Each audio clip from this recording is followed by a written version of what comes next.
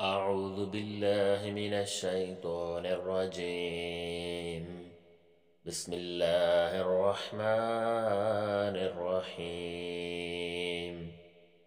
يا بني إسرائيل اذكروا نعمتي التي أنعمت عليكم وأني فضلتكم على العالمين. اے بنی اسرائیل، میرے وہ احسان یاد کرو جو میں نے تم پر کیے، اور یہ کہ میں نے تم کو اہل عالم پر فضیلت بخشی۔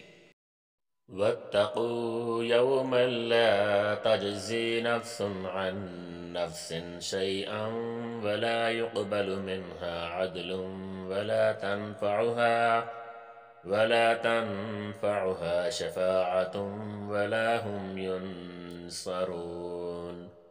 اور اس دن سے ڈرو جب کوئی شخص کسی شخص کے کچھ کام نہ آئے، اور نہ اس سے بدلہ قبول کیا جائے، اور نہ اس کو کسی کی سفارش کچھ فائدہ دے، اور نہ لوگوں کو کسی اور طرح کی مدد مل سکے۔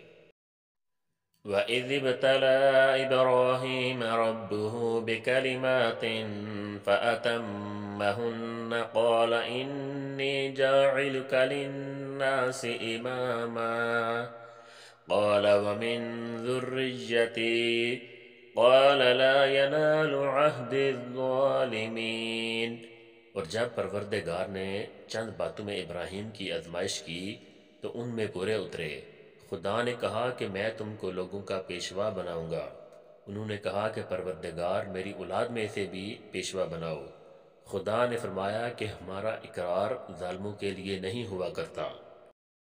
وَإِذْ جَعَلْنَا الْبَيْتَ مَثَابَةً لِلنَّاسِ وَأَمْنًا وَاتَّخِذُوا مِن مَّقَامِ إِبْرَاهِيمَ مُصَلًّى وَعَهِدْنَا إِلَىٰ إِبْرَاهِيمَ وَإِسْمَاعِيلَ أَن طَهِّرَا بَيْتِيَ لِلطَّائِفِينَ وَالْعَاكِفِينَ وَالرُّكَّعِ السُّجُودِ۔